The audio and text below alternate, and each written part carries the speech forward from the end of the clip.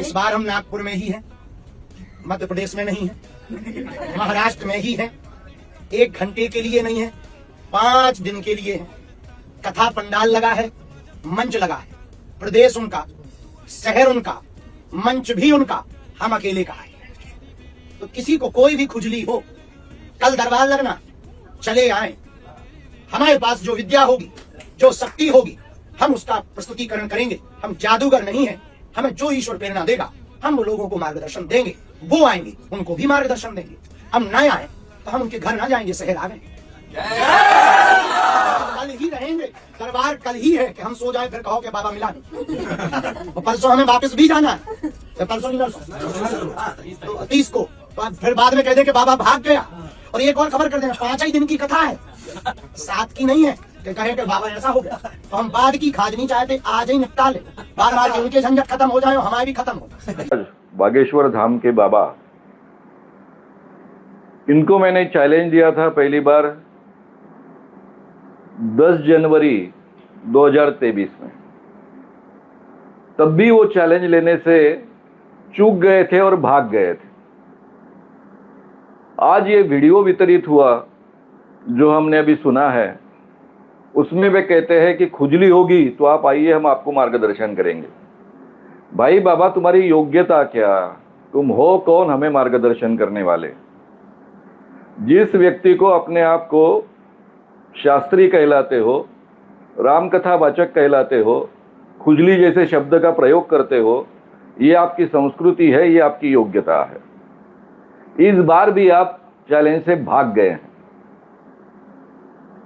पहले से कहा गया है कि ये चैलेंज जो होगा, ये चैलेंज आपको 2023 में दिया गया था, तब इसके लिए 30 लाख रुपए का पारितोषिक डिक्लेयर था। अभी ये प्राइस है 80 लाख का बढ़ चुका है। यानी अगर आप ये चैलेंज स्वीकारेंगे, जीत जाएंगे, तो अखिल भारतीय अंधश्रद्धा निर्मूलन समिति की ओर से आपको 80 लाख रुपए का प्राइज मिलेगा। ये चुनौती क्या है?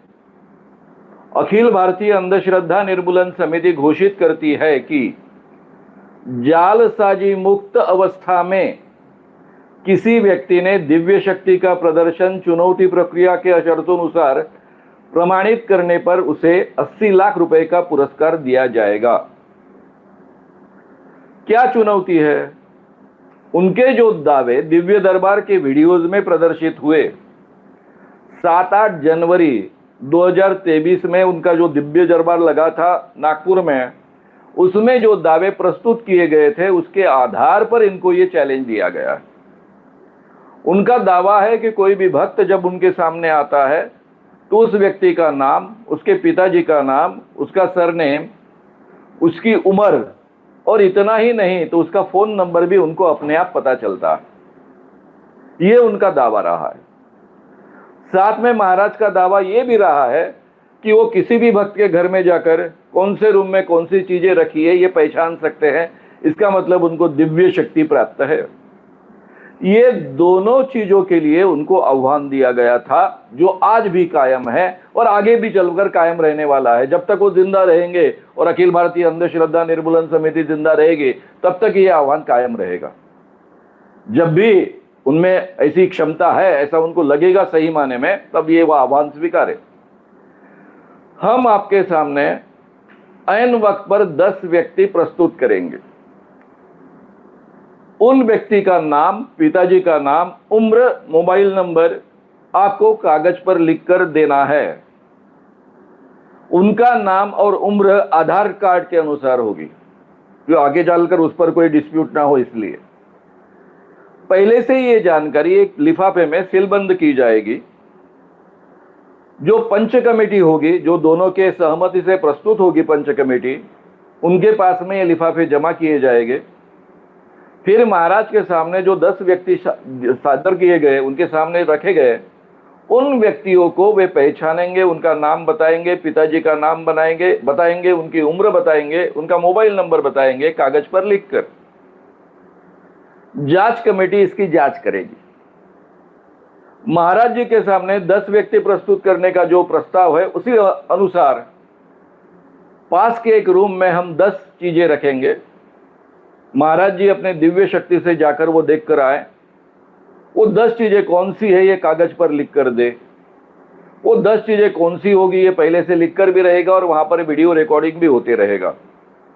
यानी महाराज अगर सूक्ष्म देह से वहां पहुंचते हैं और देह के साथ में पहुंचते हैं तो वो भी रिकॉर्ड हो जाएगा कि भाई ये भैया देह यहाँ बैठे हैं, लेकिन अपना देह लेकर वहां भी जाते हैं, दूसरे रूम में भी जाते हैं, देखकर भी आते हैं, ये भी उसका प्रूफ हो जाएगा।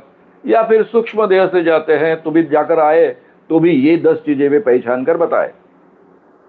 ये दोनों चुनौतियां अगर 90% सही है तो ये चुनौती फिर से एक बार कंडक्ट की जाएगी। महाराज जैसे जादूगर नहीं है, वैसे भी हम कच्चे चेले नहीं हैं। 44 सालों से 44 ईयर से अखिल भारतीय अंधश्रद्धा निर्मूलन समिति काम कर रही है। सैकड़ों बाबाओं का भंडाफोड़ किया है, उनको भगाया है, आप भी उनमें से एक हो। इसलिए हम भी कच्चे चेले नहीं हैं। इसलिए हम कहते हैं कि ये चुनौती 2 बार होगी। पहले से ये शर्तें आपके सामने रखी गई थी, 2023 में रखी गई थी, वही शर्तें अब रिपीट कर रहे हैं। इसके लिए नागपुर में 3 दिन पहले प्रेस कॉन्फ्रेंस हुई थी। उस प्रेस कॉन्फ्रेंस में ये सभी पर्चियां और ये शर्तें बांटी गई हैं, इसलिए सब पत्रकारों के पास में ये शर्तें हैं।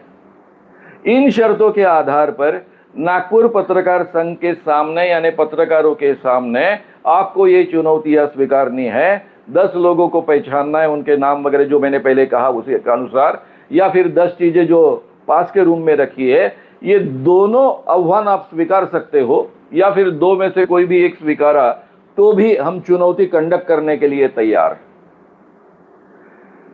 बाबा जी, आपको पता है कि आप में कोई दिव्य शक्ति नहीं है। आपको यह भी पता है कि आप पर कोई भगवान प्रसन्न नहीं है। आप एक केवल लोगों को ठगने वाले बाबा हो, दिव्य शक्ति का आभास निर्माण करने वाले बाबा हो।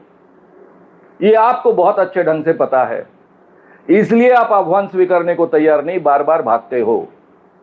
इस समय कम से कम मत भागिए। इस महाराष्ट्र के मुख्यमंत्री देवेंद्र फडणवीस आपके शिष्य है, आपके चरणों पर माथा टेकते हैं। वे गृह मंत्री भी है, महाराष्ट्र की पुलिस उनके ही अंडर काम करती है। आपको पूरी तरह से सुरक्षा दी जाएगी। पत्रकारों के सामने ये चुनौती स्वीकारिए, कंडक्ट कीजिए, ये चुनौती में हिस्सा लीजिए और फिर अपने आप को सिद्ध कीजिए। नहीं तो आप लोगों को ठगने वाले एक बाबा हो, इसके अलावा आपका कोई भी पहचान बचेगी नहीं। अगर आपने यह आह्वान स्वीकारा, 2 बार आप 90% करेक्ट कह सके, तो मैं आपको जाहिर तरीके से कह रहा हूं कि अखिल भारतीय अंधश्रद्धा निर्मूलन समिति, जिसने सैकड़ों बाबा को आज तक एक्सपोज किया है, उनका भांडाफोड़ किया है, ये समिति हमेशा के लिए हम बंद कर देंगे। आपके चरणों पर माथा टेकेंगे और आपके शिष्य बन जाएंगे। इसलिए हिम्मत कीजिए, आह्वान स्वीकारिए, आह्वान से भागिए मत।